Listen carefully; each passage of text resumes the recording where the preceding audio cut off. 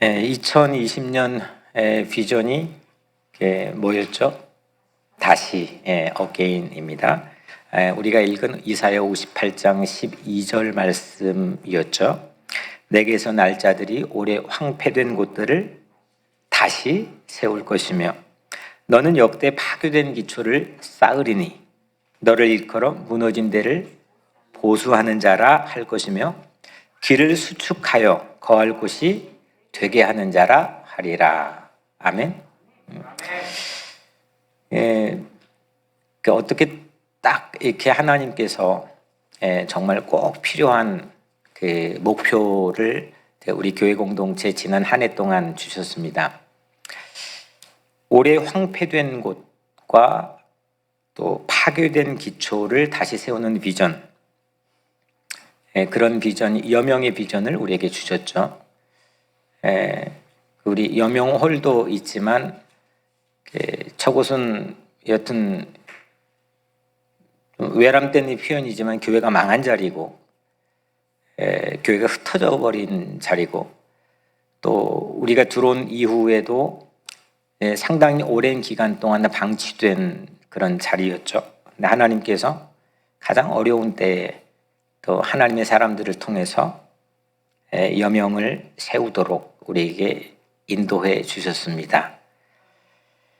무엇이든지 수리해내는 자, 맡기면 고쳐지는 자, 또 폐허를 복구하고 재건할 수 있는 자, 다시 살만한 곳으로 만들어낼 수 있는 자, 그런 비전을 오늘 이사야 58장 12절 말씀은 우리에게 들려주고 있죠. 그렇게 여러분들이 불리어질 것이다. 맡기면 고쳐지는 그런 사람, 수리하는 사람, 재건하는 사람으로 일컬어질 것이다.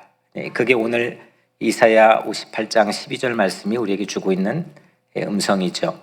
여러분들이 그런 인생으로 살아지기를 주님의 이름으로 축복합니다. 코로나 바이러스로 극심한 불안 또 고난 속에서 하나님은 우리를 한밤중에서 세상을 밝히는 여명으로 세워 오셨습니다. 이제 아침이 어떻게 전개될지 또 한낮은 어떻게 전개될지 우리는 그거를 다 알 수는 없지만 여튼 분명한 것은 우리 각자 스스로에 대한 자각, 하나님께서 나를 또 우리를 여명처럼 그렇게 세워주시리라는 그런 믿음을 가지고 살게 되기를 축복합니다. 신년 초부터 다시라고 하는 비전을 가지고 다시 시리즈 말씀을 하나님이 선포하게 하셨죠.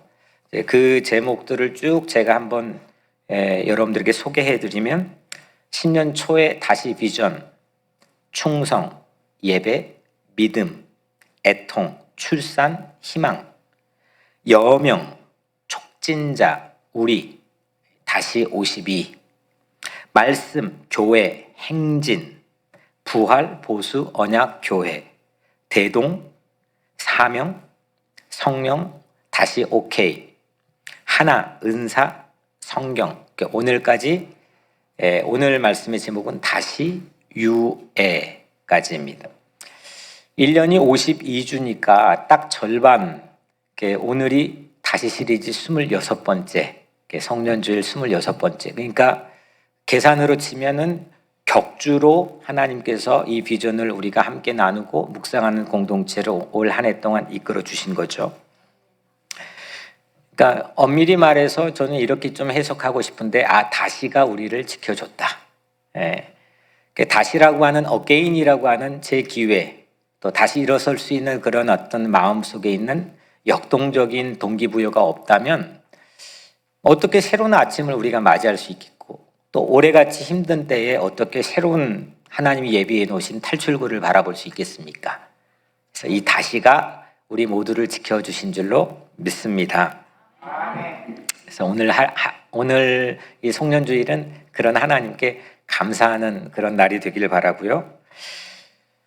오늘 이제 12월 마지막 주일이 섰습니다. 그런데 1월부터 그냥 갑자기 뛰어가지고 건너뛰어서 오늘 우리 12월에 쓴 건 아니죠.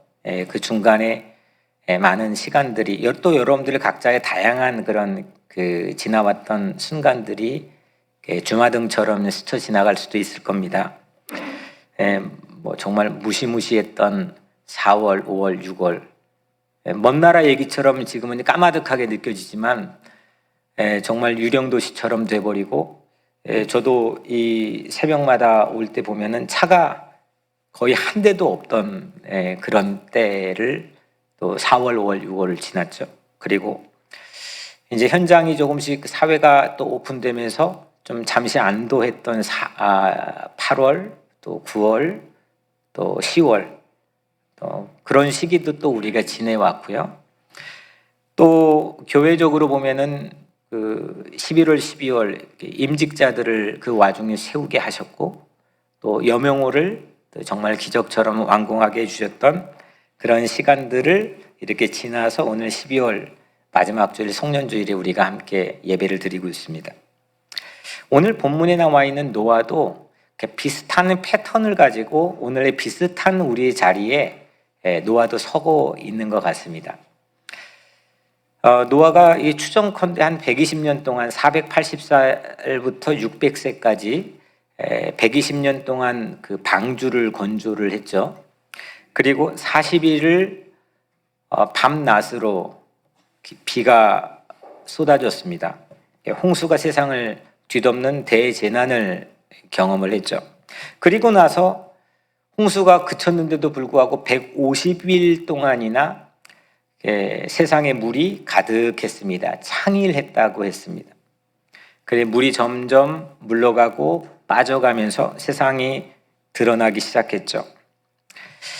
그래서 물이 마를 때까지의 이 모든 그 노아의 패밀리가 방주 안에 들어가 있던 그 시간이 대략 한 365일, 1년 정도 됩니다. 그래서 노아는 대략 1년 동안 방주 안에 있었는데, 우리가 올 한 해 동안 겪었던 뭐 자택근무, 그 다음에 비대면 시대, 현장을 뭐 일터건 교회건 어디든 간에 쉽게 접근하지 못했던 그런 상황과 노아도 비슷하게 겪고 오늘 이 자리에 서 있습니다. 노아는 지금 오늘 본문에는 방주에서 첫 번째로 딱 하고 나와가지고 한 행동을 우리에게 20절, 21절, 22절 보여주고 있는데요. 엄밀히 말해서는 노아에게도 송년인 셈이죠. 정말 대재난의 까마득한 시간들을 1년 가까이 지내고 첫 발을 세상에 내딛는 순간입니다. 비바람에 방주가 흔들렸던 때, 그리고 밖을 못 나간 그런 365일을 우리와 흡사하게 그 1년을 노아도 보냈습니다. 노아도 송년에 섰고 오늘 우리도 송년에 서 있습니다. 오늘 읽지는 않았지만 같은 장 8장의 14절에 보면 둘째 달 21의 날에 땅이 말랐더라. 드디어 이제 세상에 물이 창일했던 물이 없어지고 150일 동안이나 가득했던 물이 그 이후에도 점점 빠져가지고 방주에서 나온 21의 날, 그러니까 2월 27일 방주에서 첫 발을 밖에 나와 내디뎠던 노아가 보여준 첫 번째 행동이 뭐냐 이겁니다. 뭐 했느냐? 제단을 쌓고 번제를 드렸죠. 오늘 20절에 노아가 여호와께, 우리 한번 같이 읽을까요? 20절 다시 시작. 노아가 여호와께 제단을 쌓고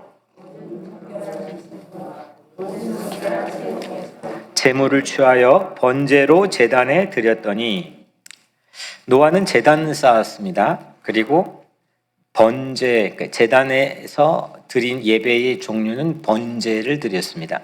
이스라엘은 기본 5대 예배법이 있는데 그 중에 가장 베이직이 어디에 가서도 공통적으로 드려야 되는 예배가 번제, 영어로는 burnt offering, burnt 태워가지고 그 아로마, 향기를 가지고 신을 기쁘게 한다는 그 burnt offering을 드렸습니다. 그러니까 좀 이렇게 붙여보면 노아는 오늘 송년 예배를 드린 거죠. 송년회 드린 노아 예배 안에는 어떤 의미가 있을까? 그리고 오늘 우리가 드리고 있는 송년 예배는 오늘 여러분들 각자에게는 어떤 의미가 있을까? 그걸 오늘 첫 번째 질문으로 같이 나누려고 합니다. 송년이란 뜻은 어떤 뜻이죠? 한 해를 보낸다는 거죠. 보낼 송자, 묵은 해를, 지나간 해를 이제는 날려보낸다, 이제 그런 뜻을 가지고 있죠. 한 해를 보낸다는 그 시점에서는 우리는 리뷰를 할 수 있죠. 되돌아보는 때인 거죠. 노아는 분명히 그 자리에서 되돌아봤을 겁니다. 예배드리면서 가장 노아의 기억 속에는 가까운 것부터 우리가 한번 추적해 보면은 가장 가깝게는 온 세상을 믿기 어려울 만큼 그 뒤덮었던 어마어마한 양의 물이 150일 동안 점점 수위가 낮아지는 그 시간을 아마 뒤돌아봤을 겁니다. 그때 창문을 통해서 까마귀도 내보내고 비둘기도 내보내면서 우리가 세상에 나갈 만한지를 기다렸던 그런 시간. 우리로 치면은 이 백신이 괜찮을까? 저 백신이 괜찮을까? 이 변종에 맞는 또 다른 백신이 필요할까? 이게 수위가 점점 낮아지는 그런 때를 아마 리뷰했을 겁니다. 또 한편으로는 이 조금 더 멀리는 40일 동안 밤낮으로 비가 왔습니다. 아니 한 2, 3일만 비 와도 그걸 허리케인이나 아니면 태풍이라고 부릅니다. 세상이 난리가 납니다. 근데 40일 동안 쉬지 않고 비가 왔다. 저도 영국에서 매일 비가 하루에 한 번은 오거든요. 정말 그래서 이게 도시 중앙에는 정신병원들이 영국 문화에서는 늘 있습니다. 이게 우울증에 걸릴 수밖에 없는 환경인 거죠. 근데 40일 동안 해가 비치지 않고 매일 비가 왔다. 상상이 잘 되지 않습니다. 그런 한복판에 섰던 그 긴장의 시간도 노아는 아마 분명 리뷰했을 겁니다.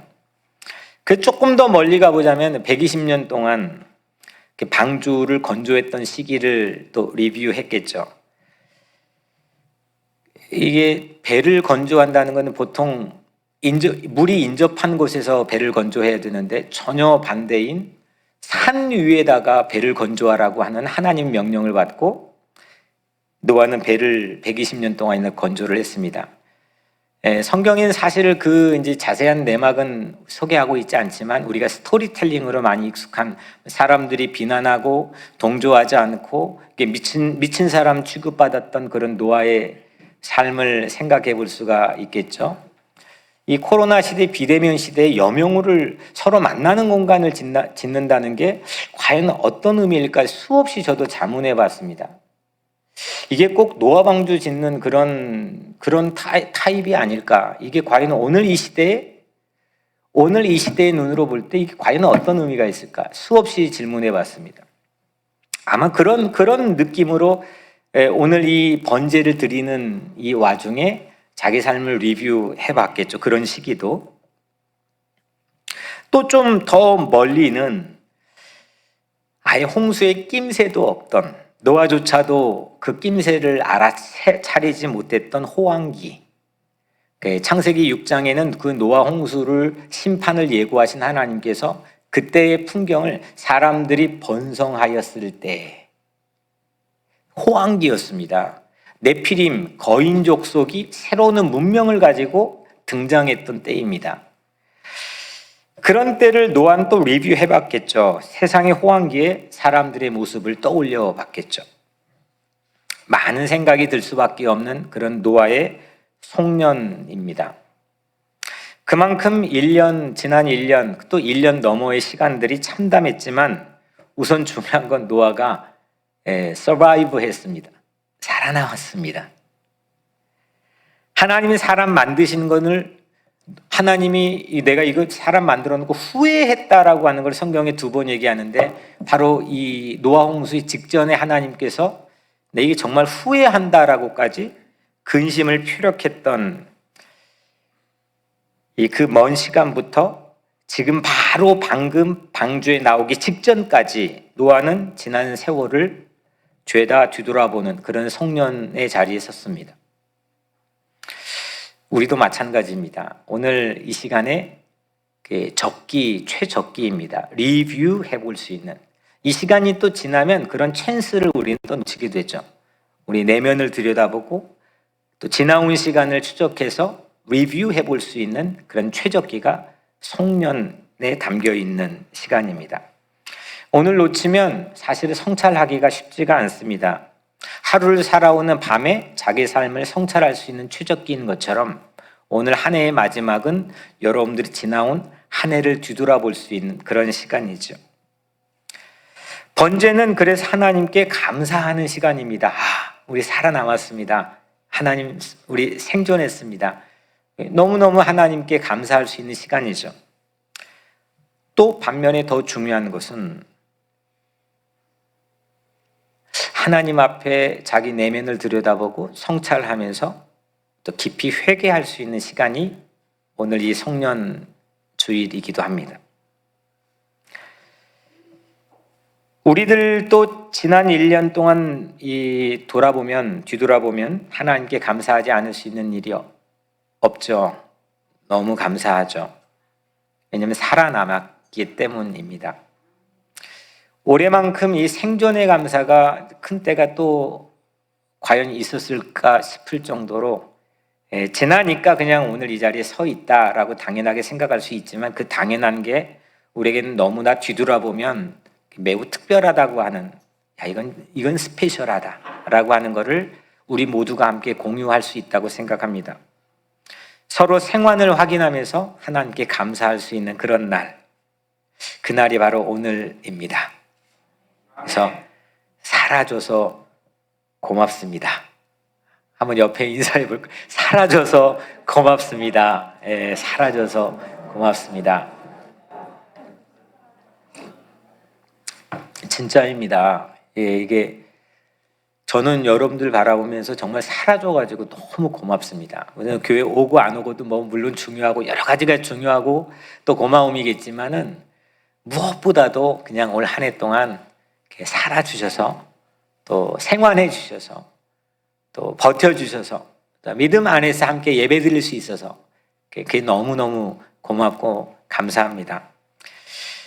하지만 또한 이 번제를 드리면서 지금 노아가 리뷰하는 장면을 우리 함께 나누고 있거든요. 이 번제 리뷰는 말씀드린 것처럼 하나님 앞에서 나를 들여다볼 수 있는 시간입니다.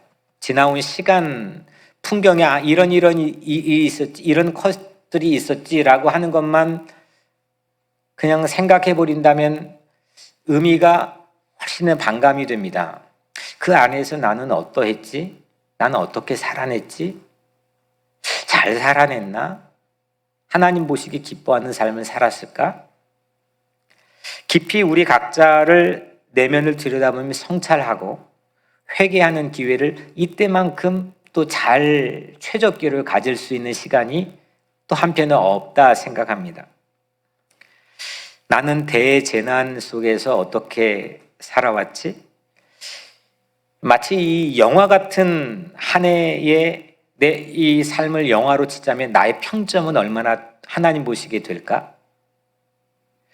노아도 우리도 이 타이밍은 회개하는 시간입니다. 번제의 가장 큰 속성상 그 정결한 짐승에 나의 죄를 넣어가지고 그걸 하나님 앞에서 고백하고 회개하는 이게 번제의 가장 기본적인 이 의미인 거죠. 그래서 노아가 방주에서 나온 직후 봤던 풍경은 바로 직후에 나왔던 풍경은 무지개가 있지 않았습니다. 바로 오늘 말씀 그 뒤에 나오는 장면이죠.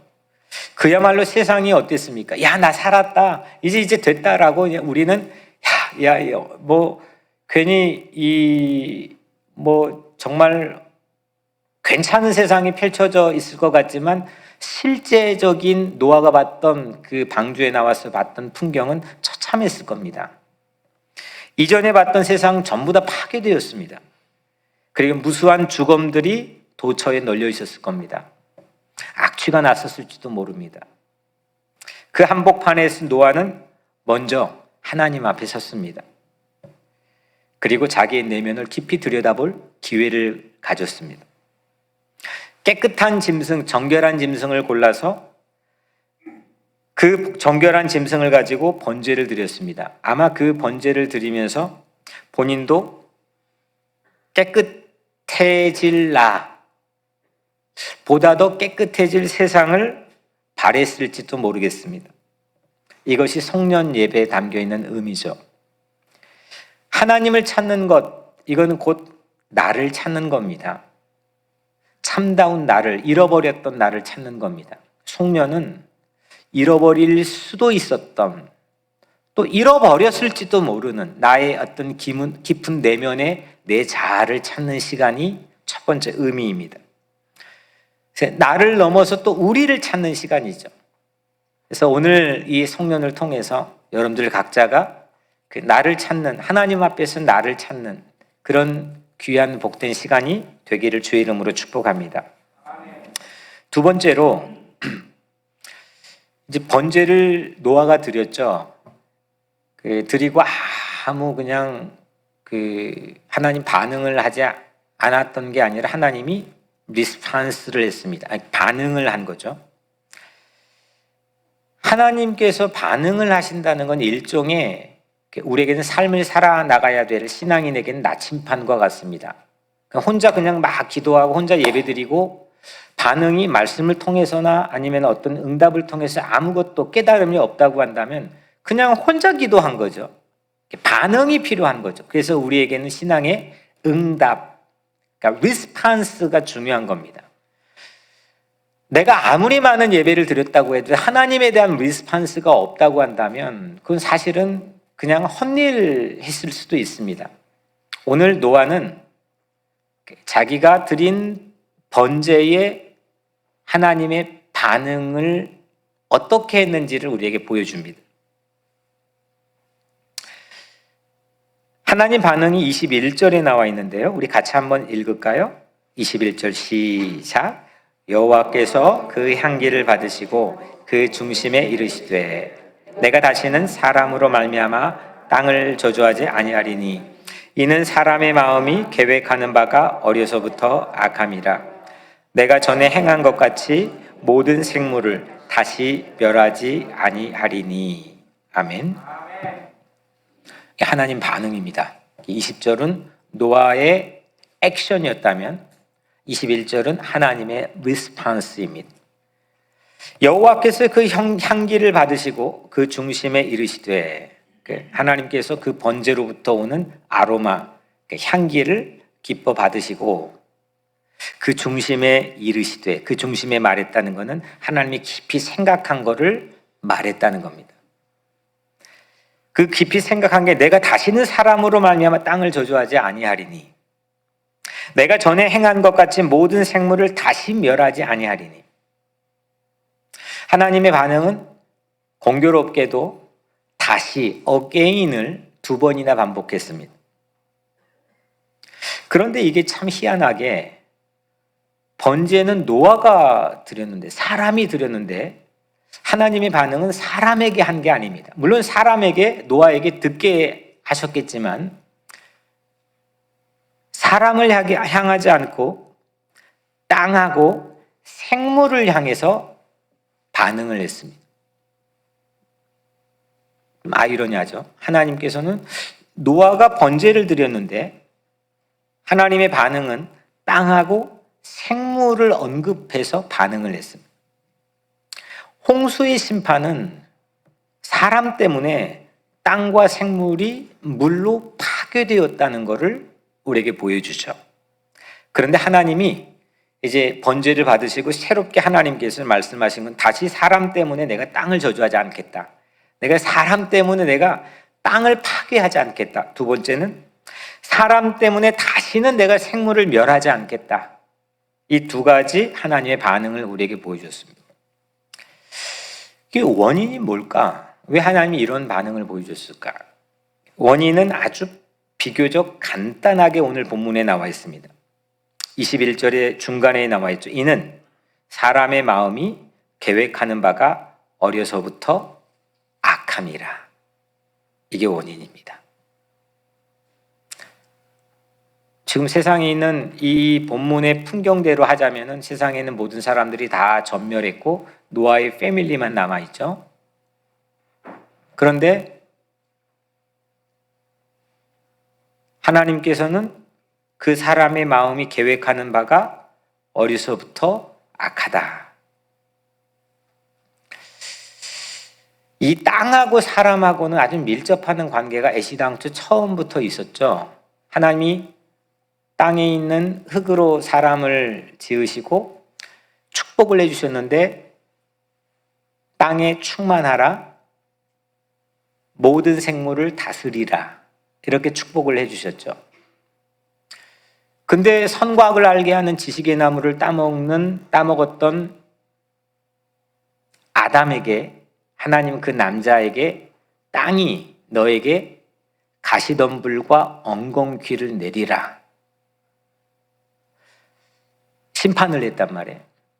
그 아들이 또 그 가인이 인류 첫 번째 형제를 살육하는 죄를 범하고 난 다음에 그 가인에게 심판을 너는 땅에서 피하는 자가 되고 유리하는 자가 될 것이다.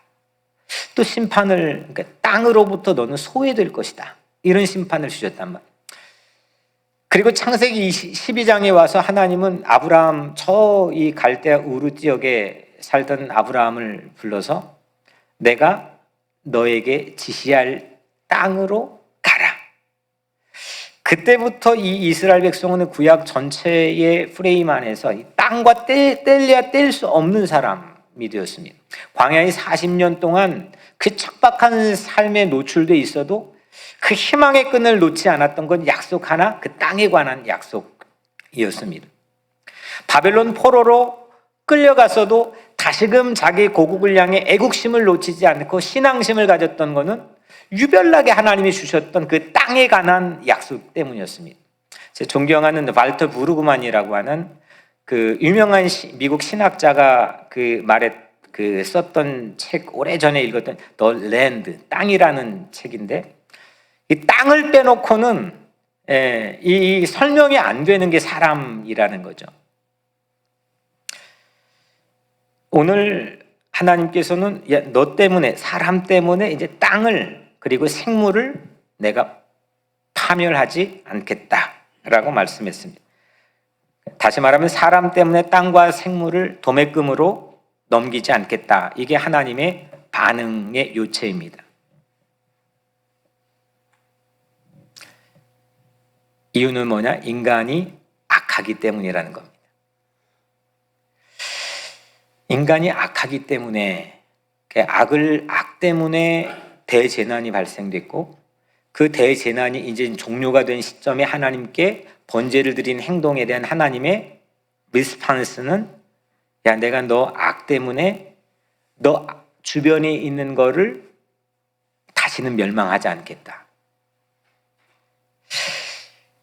그러면 우리는 이렇게 물어야 됩니다. 이 악이 뭐냐는 겁니다. 이 악의 정체가 뭐냐는 겁니다. 하나님의 입장에, 하나님이 생각하고 성경이 우리에게 보여주고 있는 악이 뭐냐는 겁니다. 그냥 단순히 윤리적이고 도덕적인 그런 여러분들의 마음속에 떠오르는 그런 악을 넘어서서 하나님이 생각하고 규정하는 이 성경에서 말하고 있는 악이 뭐냐는 겁니다.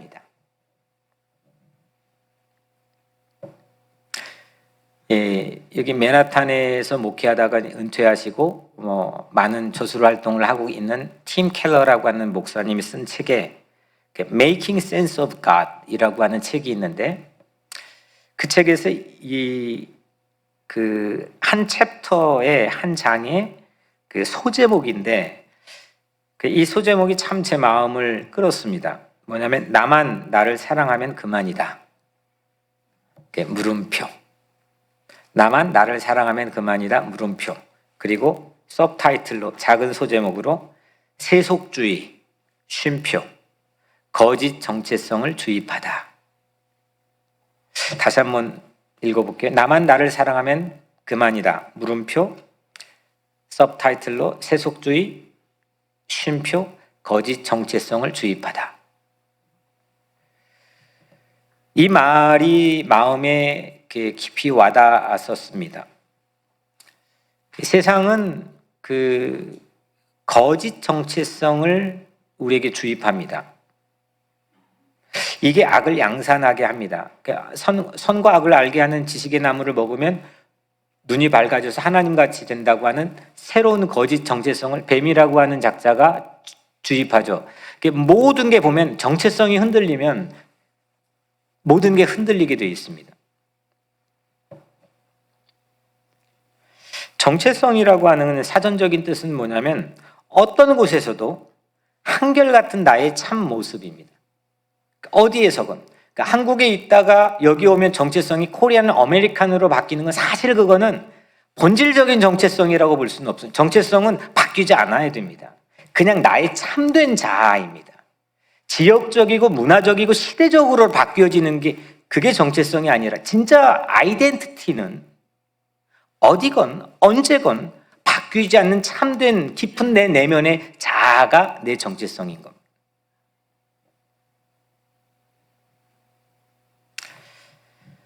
이 팀 켈러 목사님이 한 그 말을 빌려오자면 이 정체성, 아이덴티티는 두 가지로 구성이 됩니다. 하나는 자의식, 또 하나는 자존감입니다. 자의식, 자존감. 자의식은 뭐냐면요, 내가 어떤 존재인지를 아는 것, 의식하는 것, 이걸 자의식이라고 합니다. 어떤 건지 아시겠죠? 내가 누군지를 아는 것, 이게 자의식입니다. 자존감은 뭐냐면 그 나를 중히 여기는 마음, 어느 정도 그거를 중시 여기는 마음인가. 그러니까 우리 같은 소수인종은 나도 모르게 그런 위축감과 박탈감을 가질 때가 있죠. 근데 그럼에도 불구하고 그 안에서 나는 아시안 아메리칸으로 이 미국 땅에 살면서 나를, 또 우리를 어떻게 중요하게 생각하고 있는가, 누가 뭐라고 하던 간에 그게 아이덴티티를 구성하는 중요한 요소가 된다는 거죠.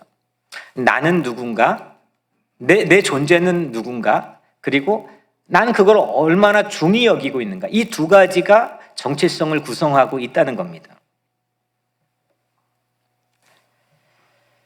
여러분들의 자의식과 자존감은 어떻습니까? 또 무엇입니까? 요즘 세상은 자의식과 자존감을 내가 결정할 수 있다고 생각합니다. 그거를 세상이 주입하고 있습니다. 특히 모더니즘이라고 하는 사회가 출현하고 나서부터는 이게 더욱더 점점 가속화되고 있습니다. 이게 적절한 예가 될지는 모르겠지만 여러분들이 이제 성장한 자녀들 결혼을 잘 안 하면은 배필을 소개해 주려고 할 때 어떻게 반응합니까? 그건 내가 알아서 해. 예. 그럼 알아서 하긴 또 뭘 알아서 합니까? 예. 근데 이게 내가 나를 결정한다고 하는 게 이게 그 어떤 비단 한 자녀의 문제나 우리 각자의 어떤 개인의 문제가 아니라 이 세상이 전부 다 주입하고 있는 새로운 정체성, 그 정체성을 결정하는 중요한 방법론이 되고 있다는 거죠.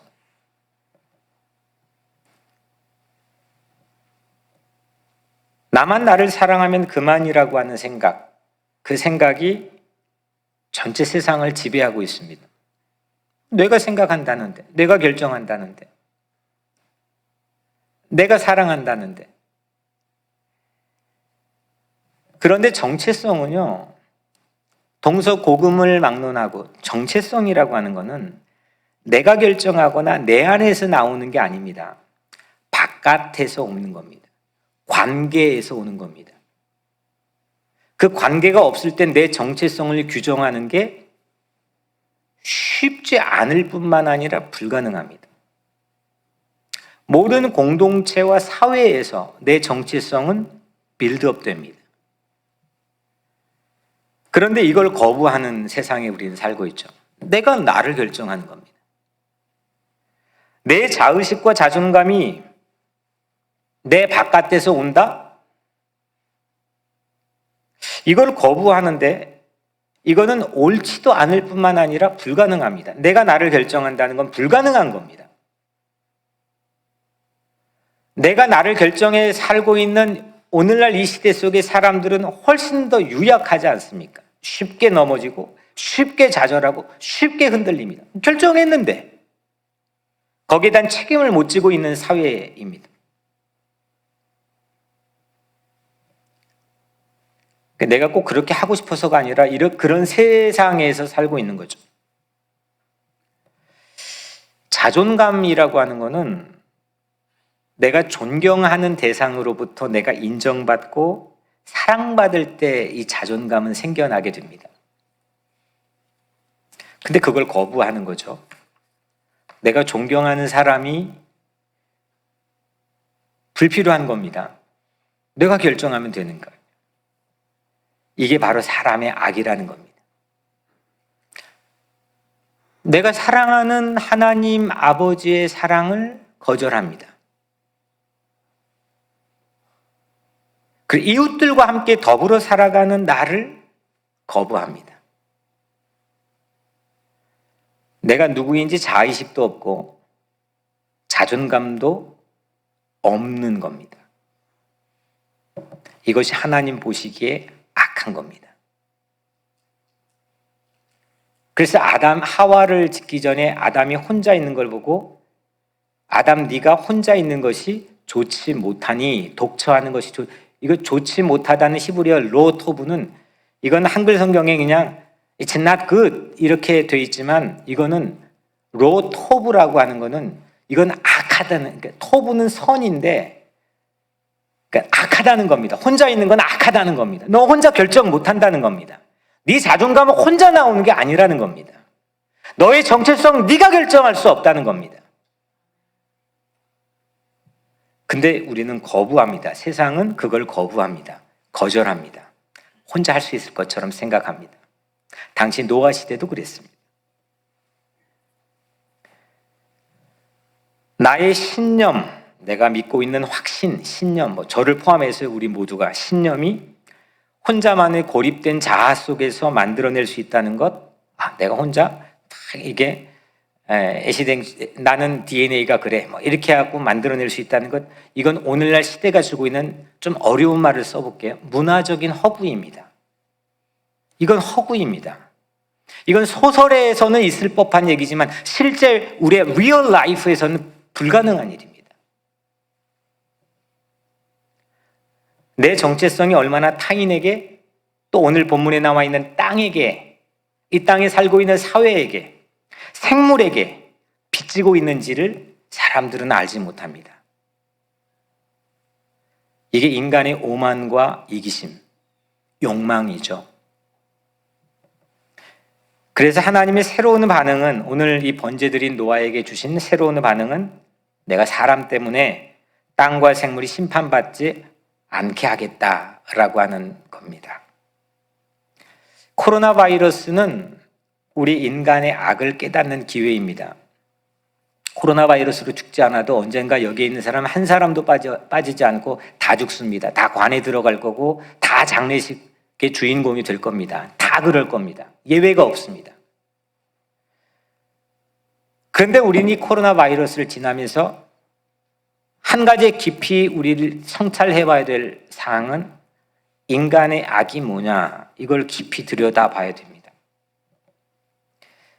단지 백신이 개발되면, 이 고비만 넘기면 온 세상의 뉴스는 여기에 주목하고 있습니다. 어떤 회사의 백신이 좋고 어떤 새로운 변종이 영국에서 일어났고 남아공에서 일어났는데 거기에 대한 새로운 변종 바이러스를 면역 체계를 만들 수 있는 백신을 개발해야 되나? 만약에 그것만 주목한다면, 세상처럼 우리도 그것만 주목한다면, 뉴 노멀이라고 하잖아요, 지금. 노멀, 정상이라고 하는 게 새로운 정상, 뉴 노멀이 하나님이 디자인하신 겁니다. 오늘 노아가 방주에 딱 나왔는데 뉴 노멀이 펼쳐졌습니다. 근데 그 뉴 노멀이 단지 우리는 이것만 고비만 넘기고 피하고 백신만 개발되면 이건 넘어가겠지라는 그런 얄팍한 생각에 또 우리는 젖어든다면 또다시 우리는 back to normal, 이전의 정상이었던 하지만 비정상인 그 삶으로 우린 돌아갈지도 모르겠습니다. 그렇게 된다면 코로나는 그냥 지나가면 인생 살아가면서 돌부리에 걸려 넘어진 그런 상처와 생채기만 낼 뿐 그냥 의미 없는 그런 고난에 불과할지도 모르겠습니다. 그 대재난인 대홍수처럼 이 대재난인 코로나에 담겨있는 하나님의 생각은 뭘까? 오늘 우리가 예배를 드리는데 하나님은 나에게 어떤 리스판스를 주시는가?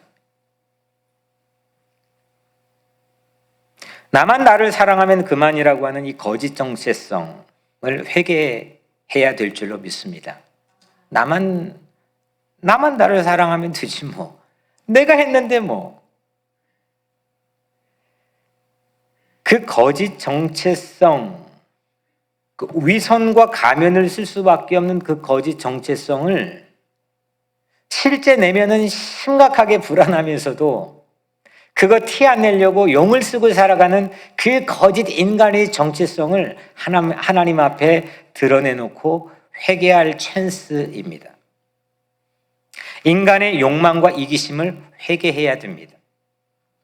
나만 되면 된다. 교회가 왜 우리 교회만 되면 이거 그만 하나님 교회인 걸 사실 애시당초 첫 단추부터 잘못 낀 거죠. 하나님의 모든 교회 하나님의 교회인 거죠. 내 교회만, 내 가정만, 내 자식만, 나만 이라고 하는 이 조그만한 울타리 안에 자유를 느낄 것 같이 생각했던 이 거짓 나의 아이덴티티, 이 거짓 정체성을 하나님 앞에 다 하나씩 벗고 성찰할 수 있는 시기가, 최적기가 우리에게 주어져 있다는 겁니다. 더불어 살아가지 못한, 땅과 더불어 살아가지 못하고 살아있는 이 땅의 모든 것과 아름답게 더불어 살아가지 못했던 그런 하나님 앞에서의 왜곡된 일그러진 나의 자화상을 하나님 앞에 회개해야 될 때입니다. 노아는 송년 예배를 통해서 악에 대한, 악이 뭐냐? 악에 대한 통렬한 각성과 또 깊은 성찰과 번제를 통한 회개로 나갔던 겁니다. 우리도 꼭 그래야만 방주 안에 있었던 시간과 전혀 다른 방주 바깥의 첫날을 맞이할 수 있게 되는 거죠. 아니, 백신이 개발돼서 새로운 뉴노멀의 시대가 나에겐 뉴노멀이 아니면 어떻게 합니까? 나에겐 더 고달픈 시절이 되면 어떻게 합니까? 새로운 뉴노멀은 단순히 우리를 옥죄는 시간이 아니라 하나님께서 이제는 모든 껍데기들 다 벗어버리고 새롭게 하나님의 디자인하신 새로운 정상적인 사회에 살도록 하나님께서 인도하시는 겁니다. 그게 오늘 송년 이 예배가 그러는 모멘텀이 여러분들에게 주어지기를 축복합니다. 오늘 말씀은 하이라이트는 오늘 이제 세 번째 마지막입니다. 첫 번째는 나를 찾았고 두 번째는 하나님을 찾았죠. 오늘 마지막은 노아는 방주에서 나온 직후에 성년 예배를 드리면서, 자꾸 제가 성년 예배라고 하니까 우리 거하고 혼동이 될 수 있겠지만 의미가 그렇다는 겁니다. 성년 예배를 드리면서 하나님께서 펼치실 새로운 미래를 봐버립니다. 노아가 아직 무지개도 오기 전에 오늘 이 본문에서 그게 뭐냐? 유예입니다. 오늘 본문의 제목 유예입니다. 유예라고 하는 사전적인 의미는 뭐냐면 이게 좀 달갑지 않는 그런 말입니다. 뭐냐면 망설이는데 결행하지는 않은 겁니다. 할까 말까 하는데 아직 완전히 결행하지는 않겠다는 겁니다. 이걸 유예라고 합니다. 그러니까 미루는 거죠. 영어로 보면은 유예라고 하는 말을 찾아보니까 postpone 아시죠? 예. 그런 걸 물어보냐고 저를 쳐다보시는 것 같은데 postpone, delay 아시죠? 연기하는 겁니다. 미루는 거죠. 근데 까무라치게 제가 놀란 게 이 뜻의 세 번째로 그레이스가 있습니다. 언어를 만들어내는 거는 문화적 배경이 있기 때문에 한 언어나 단어가 만들어지는 건데, 미루고 연기하는 것, 이 유해라고 하는 이 말 안에는 그 이면에 이 은혜라고 하는 게 있는 거죠. 여러분들 법정적 용어지만 집행유예라고 하는 거는 일반 서민 다 아는 용어죠. 집행유예라는 게 뭡니까? 여기 우리 법조인도 계시지만 집행유예는 잘못했어요. 잘못했지만 정상 참작해가지고 일정한 기간 동안 형의 집행을 유예해 주는 겁니다. 그러니까 잘못한 거는 맞는데 그 정상 참작을 해서 봐주는 겁니다. 근데 여러분들 신기한 거는 오늘 본문 어디를 봐도 너 노아에게 죄가 없다라고 말하지 않았습니다. 사람에게 죄가 없다라고 말하지 않았습니다. 그러니까 이게 완벽한 사면이다 이렇게 말하지 않았습니다. 오히려 야 어릴 때부터 야 어떻게 플랜이 모두 다 이렇게 악하냐라고 언급했습니다. 다만 땅과 생물을 사람 때문에 심판하지 않겠다라고 말씀하시면서 사람에게, 다시 말하면 이걸 이 속뜻을 길어내서 우리가 다시 말해보면 사람에게는 집행유예를 선고한 겁니다. 아니 홍수가 끝났잖아요. 다 쓸었잖아요. 그 의롭다고 당대에 의롭다고 한 노아 패밀리 남았잖아요. 근데 노아 패밀리를 놓아두고 하나님 하신 말이 야 어릴 때부터 어떻게 생각이 그렇게 악하냐라고 했단 말이에요. 죄가 있어요 없어요? 있는 거잖아요. 그러니까 유예한 거죠.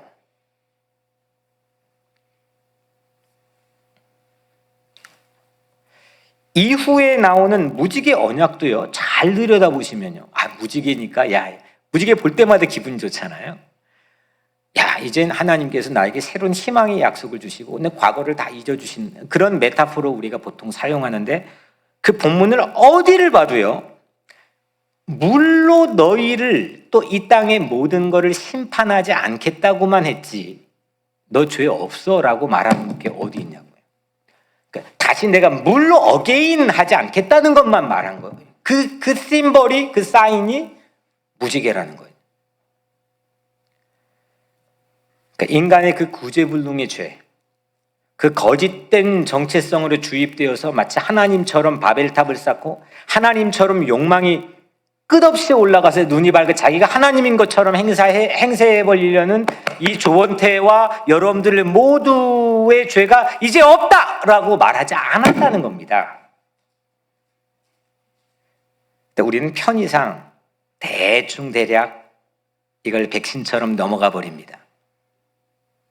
그 안에 깊이 담겨있는 하나님의 리스판스인 유예를 보지 못합니다. 하나님은 다시 유예해 주신 겁니다. 봐주신 거죠. 이게 유예라고 하는 이 어원에 담겨있는 세 번째 그레이스처럼 이게 은혜인 거죠. 이게 은혜인 거죠. 그냥 내가 코로나에서 살아났다 이걸로 그치면 단편적인 그런 지식에 머물겠지만 봐주셨구나.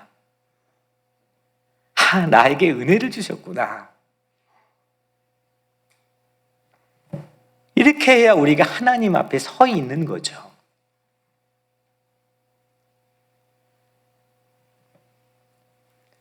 노아의 성년 예배로부터 온 하나님의 선물은, 하나님의 기프트는 그래서 유예입니다. 우리 스스로 과학 문명으로 코로나를 극복할 수 있다고 생각한다면 성전 예배는 사실 우리 신앙인들에게는 별 의미가 없는 겁니다. 그냥 사회적 의미와 스피리추얼 미닝이 동일한 거죠. 근데 코로나 잡는 것은 백신이 아니라 하나님의 유예라는 것을 믿으시길 바랍니다. 이건 백신으로 넘어갈 수 있는 게 아니라 하나님이 나를 봐주시는 거죠. 그냥 넘어가시는 거예요. 내 인생의 험한 골짜기를 지날 때에도 하나님이 나를 유예해 주신 걸로 우리가 바라보는 게 신앙적인 해석인 거죠. 그래서 우리는 그걸 하나님의 사랑을 은혜라고 고백합니다. 하나님의 그 다시 유예, 오늘 말씀의 타이틀이죠. 다시 유예만이 우리에게 희망인 줄로 믿습니다. 오늘 마지막 22절을 우리 같이 한번 읽겠습니다. 22절입니다. 시작. 땅이 있을 동안에는 거둠과 추위와 더위와 여름과 겨울과 낮과 밤이 쉬지 아니하리라. 아멘. 하나님이 유예해 주셨는데요. 이게 심음, 거둠, 추위, 더위, 여름, 겨울, 낮, 밤 이게 cease 하지 않겠다, 그러니까 stop 하지 않겠다, 멈추지 않겠다, 쉬지 않겠다는 건데 이게 뭐냐면 그냥 이게 어떤 날씨나 계절을 의미하는 게 아닙니다. 이건 뭐냐면 농사의 시즌의 사이클입니다. 농사 시즌의 사이클을 내가 보존해 주겠다라고 하나님이 약속해 주신 건데 심음과 거둠, 씨를 뿌리고 추수하고 추위와 더위, 여름과 겨울, 종자를 보존하는 추위의 겨울과 그 종자를 심어 자라게 하는 더위의 여름을 너희가 보내게 될 거고 낮과 밤, 수고하는 낮도 있지만 나 아무것도 안 하고 잘 텐데 그 자는 순간에도 세상이 멈춰지지 않고 돌아가고 자라게 되는 그 밤도 하나님께서는 사이클을 중지하지 않겠다는 약속을 주신 거죠. 그러니까 다시 말하면 봐주는 유예 기간, 이 은혜의 기간에 농사의 사계절이 스탑하지 않겠다라고 하나님께 새로운 미래를 뉴노멀을 약속해 주신 겁니다. 근데 여기 중요한 조건이 있습니다. 오늘 말씀의 키입니다. 땅이 있을 동안에는 심음과 거둠과 추위와 더위와 여름과 겨울과 낮과 밤이 쉬지 아니하리라. 여기에서 이렇게 농사 시즌의 새로운 사이클, 뉴노멀의 시즌이 사이클이 멈춰지지 않는데 한 가지의 조건은 뭐냐? 땅이 있을 동안에는 놀랍습니다. 땅이 있을 동안에는 아마 영어성에 as long as the earth can endure 아마도 이게 뭐냐면은 땅이 있을 동안에는 이건 뭐냐면 땅 덕분에 사람이 산다는 겁니다. 땅이 존속하는 한 사람이 산다는 겁니다. 유해의 가장 큰 선물은 뭐냐? 덕분에입니다.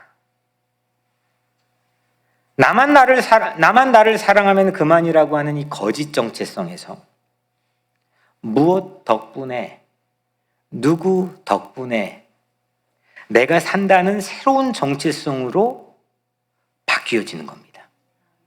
그래야 산다는 게 하나님의 판단입니다. 이것이 유예 기간의 은혜입니다. 아무리 빈부격차가 많은 이 시대를 어떤 제도나 뭘로 바꾸고 하려고 해도 이게 누가 합니까? 이게 한도에 있었던 일입니까?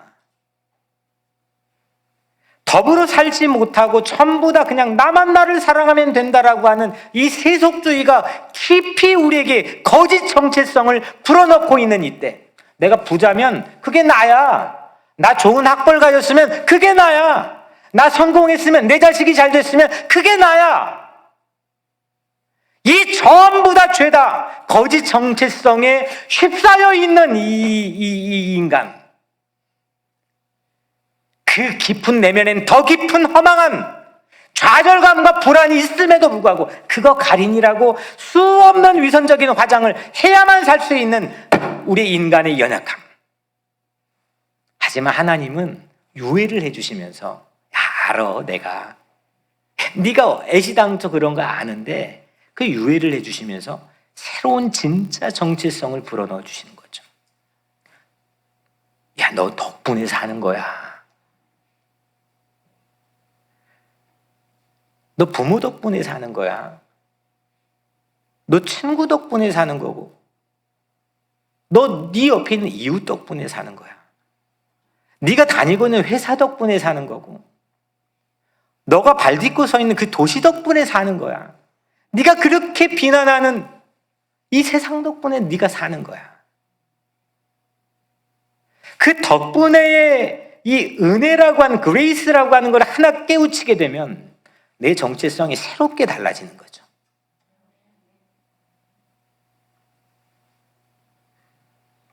우리는 이 송년주일에 유예의 은혜를 받아야 될 줄로 믿습니다. 올해도 무사히 지나게 하셨지만 내년도 유예의 은혜를 약속받아야 되지 않겠습니까? 유예의 선물인 덕분에 산다는 것을 깨달아야죠. 내가 스스로 잘난 척하고 사는 건 사실 사람들이 그냥 모른 척하는 거지, 누가 여러분들이 잘난 척하는 거, 제가 잘난 척하는 거를 박수 쳐줄 사람이 우리 엄마 말고 형제도 안 그렇습니다.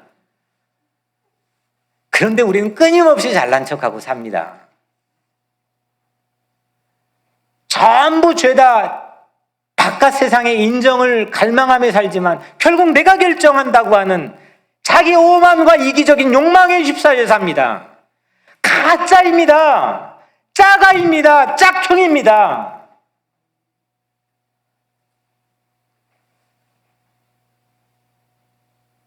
우리들은 예수님 덕분에 살지 않습니까? 그런 신앙을 가지고 있는 거잖아요.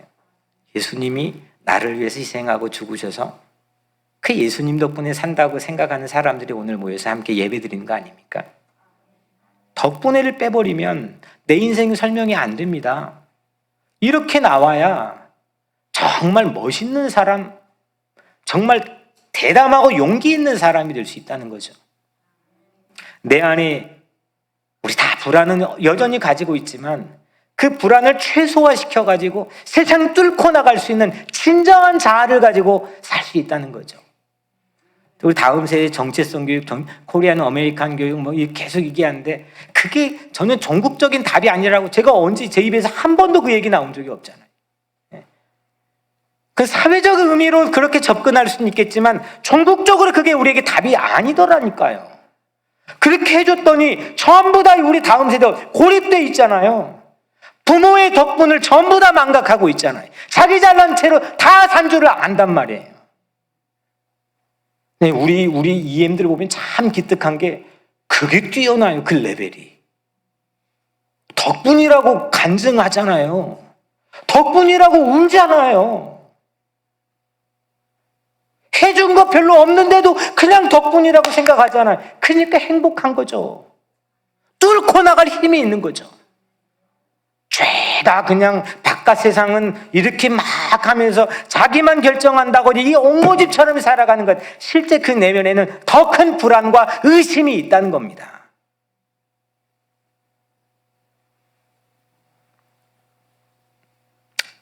노아의 번제는 근데 여러분들 유예에 그치는 거죠. 그냥 봐주는 거고.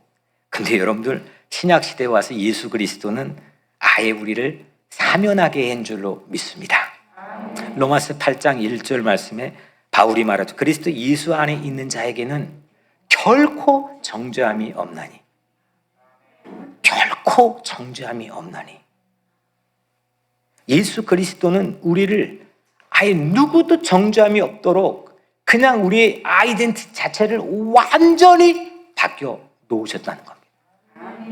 유예 기간에 우리가 할 일은, 그러면 이 유예 기간 동안 우리가 할 일, 오늘 송년주일에 우리가 할 일은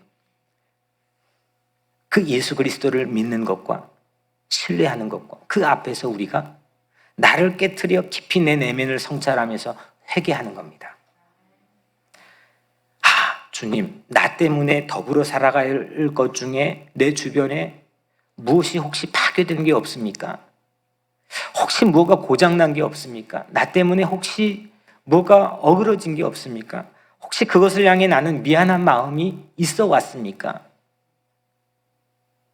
그냥 역시 여전히 그냥 나만 나를 사랑하고 나만 나를 지키면 된다는 이 거짓된 자아 정체성을 가지고 혹시 살아오지는 않았습니까?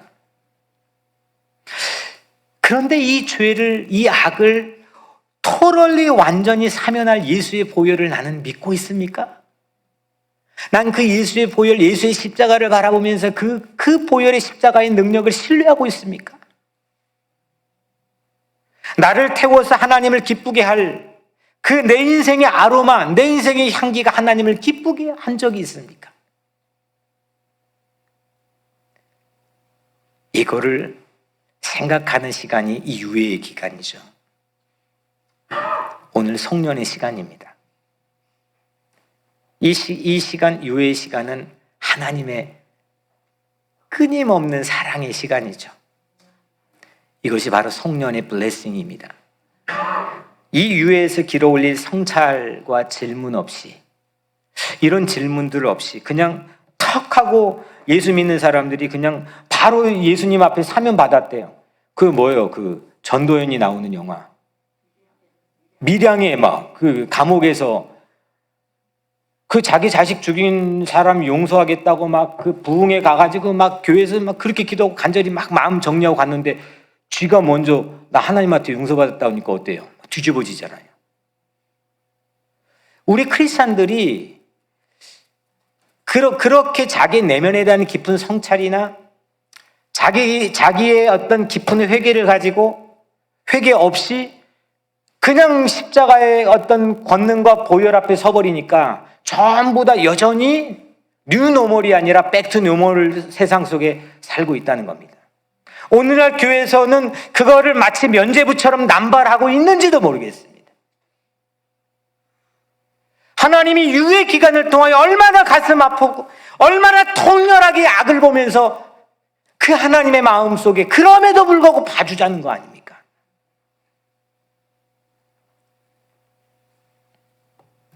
이게 밀양에 나와 있는 그 감옥 속에 있는 전도연을 완전히 가게 만들었던 그 죄수가 꼭 그 죄수만의 이야기일까요?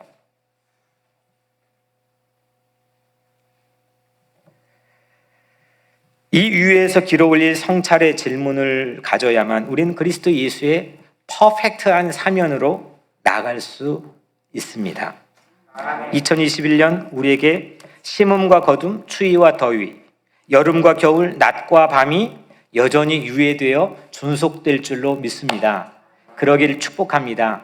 내년 말에도 우리 살아냈어 고마워, 정말 생존했어 고마워, 그의 육신적인 생존뿐만 아니라 경제적 생존뿐만 아니라 우리의 영혼은 새로워진 뉴노멀의 시대를 열어가는 그런 내 영혼이 생존했다고 하는 그런 감격을 내년 연말에 우리 꼭 나누어지게 되기를 주님의 이름으로 축원합니다. 꼭 이거 기억합시다. 모두 다 덕분에입니다. 모두 다 덕분에입니다. 이웃 덕분이고 교회 덕분이고 땅 덕분이고 예수님 덕분이고 친구 덕분이고 부모님 덕분이고 모두 덕분으로 생각할 때 세상은 전혀 다른 렌즈로 바라볼 수 있게 되는 거죠. 예수 그리스도가 십자가에서 우리를 위해 번제되어 주셨기 때문에 우리는 하나님의 자녀라는 자의식과 자존감을 회복할 수 있는 거죠. 이민자 복귀하면서 서류 미비자들 또는 다카드리머들 위해서 한다고 하지만 위에서 하는 게 아닙니다. 그들이 있기 때문에 내가 있는 겁니다.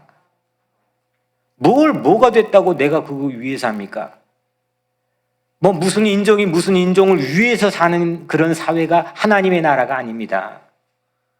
오직 위한 거는 하나님이 우리를 위한 거죠. 그냥 우리는 더불어 같이 살아가야 되는 공생의 관계입니다. 그 안에 가장 중요한 이모션은 공감입니다. 아파하면 같이 울어줄 수 있고 기뻐할 일 있으면 같이 웃어줄 수 있는 이 공감의 능력을 우리 안에서 회복해야 된다는 거죠. 예수 그리스도가 십자가에서 우리를 위해서 번제가 되어주셨잖아요. 그래서 우리는 하나님의 자녀라고 하는 새로운 자의식과 자존감, 정체성을 갖게 됐잖아요. 이게 얼마나 놀라운 특권이고 이게 얼마나 놀라운 정체성인지 우리는 알고 있잖아요. 그 문으로 나가자는 거죠. 그게 바로 뉴노멀이라는 겁니다. 사랑하는 여러분, 그냥 이 코로나 정도가 아니라 우리 인생의 토럴리 재난, 대재난, 망할 수밖에 없는 재난, 죽을 수밖에 없는 재난, 어떤 것도 퀄리파이가 되지 않는 이 대재난을 몽땅 다 나를 위해 짊어지신 예수 그리스도의 은혜로 말미암아 가슴 벅찬 2021년 새로운 유해의 은혜로 열어제 끼기를 주님의 이름으로 간절히 축원합니다. 기도하겠습니다.